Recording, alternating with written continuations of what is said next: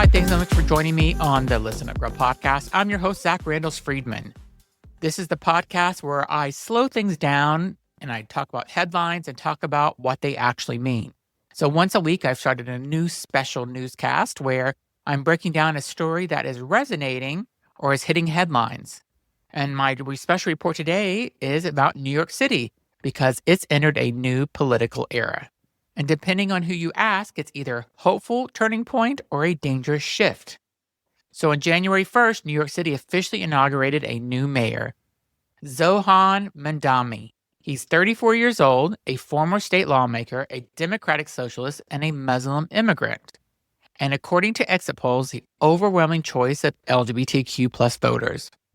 But his election also ignited backlash from political opponents, conservative media, and even some New Yorkers who worry about how far left is too far. So today, we're breaking this down from all sides. Why did Mamdani win? Why are people so fearlessly against him? What does his administration mean for LGBTQ plus and trans New Yorkers? And what does his inauguration say about the city he plans to lead? So let's get into it.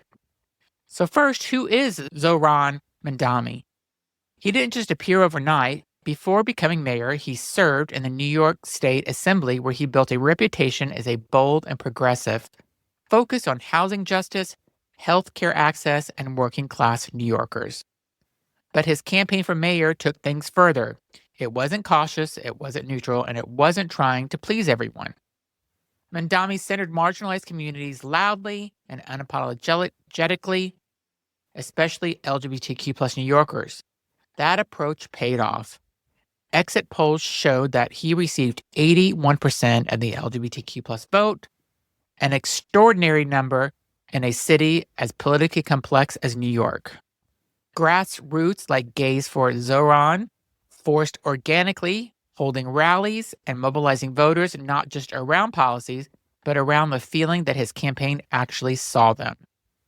In an interview with Gay City News shortly before the election, the mayor said something that really stuck. My goal is not just to protect LGBTQ plus IA New Yorkers, but to celebrate and cherish them. That wasn't campaign fluff. It became the blueprint for his administration. So let's get into why people are against him. To understand the mayor presidency, we have to talk honestly about the backlash, because it wasn't something that was not noticed. First, he was too radical, too fast, openly identifies as a Democrat socialist, and for some voters, that label alone was disqualifying. Critics warned that his policies would scare off businesses and real estate interests, expand government spending too aggressively, disrupt long-standing relationships with private institutions. Opponents painted him as idealistic, inexperienced, and reckless. For voters already anxious about inflation, crime narratives, and housing instability, those warnings landed. Next, the trans panic playbook. Let's not dance around this. A major source of opposition to Mamdani was his unwavering support for trans people. In backing of gender-affirming care, trans student athletes and LGBTQ sanctuary protections triggered national right-wing talking points almost immediately. He was accused of endangering children, forcing ideology, putting identity politics first. These arguments weren't new. They mirrored the same rhetoric being used across the country to justify rolling back trans rights. Mamdani didn't soften his stance. Next, there was cultural discomfort. Mamdani represents generational and cultural change. He speaks plainly. He references queer culture. He doesn't perform political neutrality. For some New Yorkers, that was energizing. For others, it was deeply unsettling. So why did LGBTQ voters rally behind him? Mamdani didn't just win, but he won big with queer voters. With a platform that wasn't symbolic, Mamdani released a 6-page platform dedicated solely to LGBTQ issues. That matters. His proposals included $65 million to expand and protect gender-affirming care, $57 million for hospitals, clinics, and nonprofits, $8 million for telehealth care, aftercare, and home health care services, a city-based gender-affirming access hub, to help patients navigate care safely and affordably. This wasn't about optics, it was about infrastructure, holding hospitals accountable. At a time when private hospitals in New York quietly restricted trans care under the pressure from the Trump administration, promised action. His plan includes investigations in coordination with the Attorney General, public hearings, accountability for hospitals denying care to trans youth, and that stance alone earned him fierce loyalty and fierce opposition. So next, let's get into a real LGBTQ sanctuary city. Mamdani didn't just promise sanctuary status, he defined it.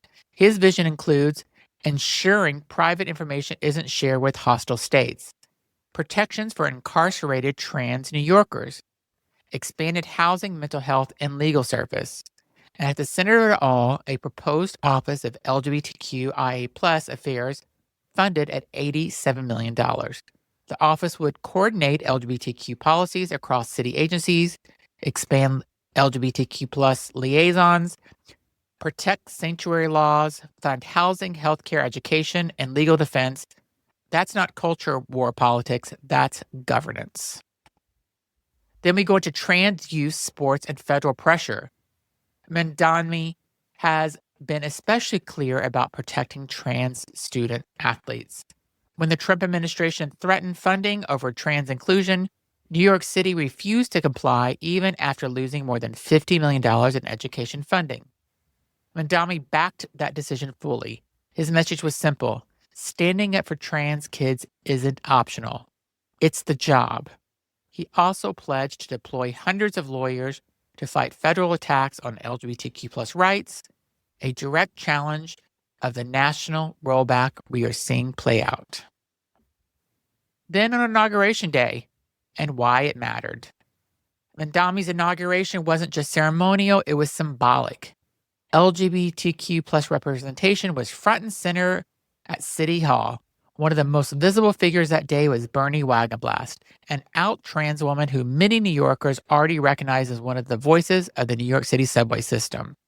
Bernie served as the MC for the inauguration, and I want to pause here because this is personal for me. I had the opportunity to interview Bernie, and hearing her speak about visibility, trans representation, and public life makes moments like this land differently. Seeing her out on the stage wasn't just symbolic, it was powerful. What her speech said is trans people belong here, trans voices lead here, and trans New Yorkers are part of the city's public life, not hidden from it.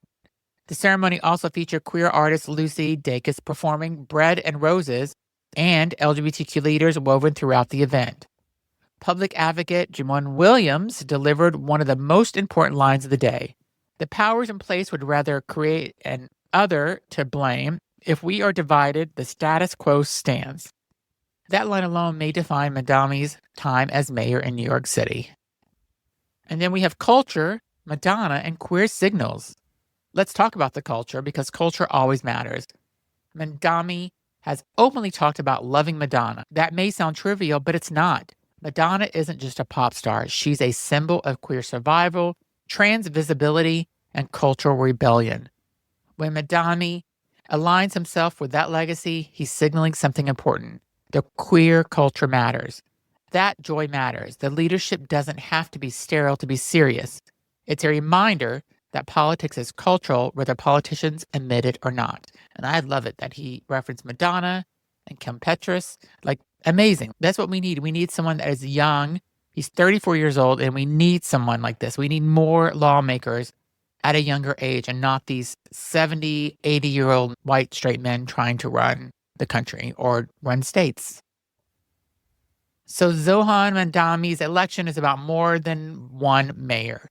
It's about whether cities like New York will stand firm for trans people or quietly retreat under pressure.